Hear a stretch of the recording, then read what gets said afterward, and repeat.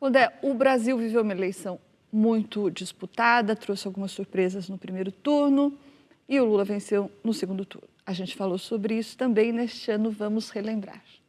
Você não concorda que a questão neste ano de 2022 não é mais a corrupção como foi em 2018, mas a economia? E nisso o Moro não tem muito o que dizer sobre isso. Sem dúvida. Eu concordo com você, primeiro, que agora há um anti-bolsonarismo, e não havia, era o contrário, em 18. Apesar de que, não sei se esse anti-bolsonarismo será suficiente para o PT navegar nele. E o Lula também não sabe se é.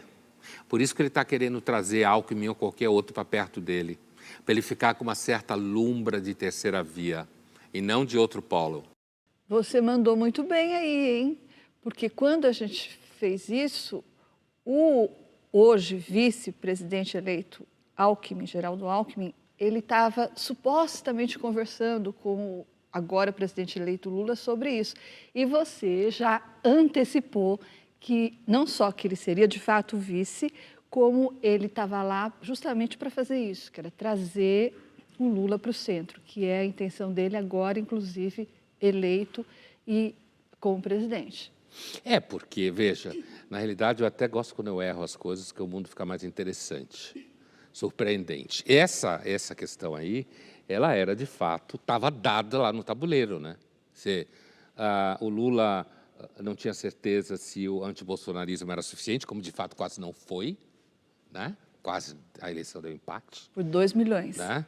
E depois trazer o Alckmin para a chapa dele era justamente tentar dar ao Lula a ideia de que ele não era simplesmente o outro polo do Bolsonaro, que ele era o civilizado da relação. Isso na campanha, mas agora no governo isso se mantém, essa ideia é a mesma, né? O Lula precisa do Alckmin para dar esse caráter no governo, de um governo não petista, mas um governo centrista quase, ou centro-esquerda, pelo menos. É, porque os petistas são muito gulosos, né? Se largar a mão dos petistas, eles querem transformar o país no quintal, né? A gente sabe disso. Então, o Lula, que é um grande político, ele sabe muito bem disso. E me dizem também que o Alckmin está lá, inclusive, para barrar esse apetite voraz dos petistas, não é? Para dar uma controlada no ambiente. E é muito louco porque o Alckmin, que era... O Lula ainda tem, digamos assim, um poder de fênix, né? Porque o Alckmin era quase um político morto, né? Depois de ter administrado o estado mais rico da federação não sei quantos anos, isso virou pó, né? Na eleição de 18 todo mundo virou pó, né? Menos o Haddad e o Bolsonaro. E, de repente, o Lula ressuscitou o Alckmin.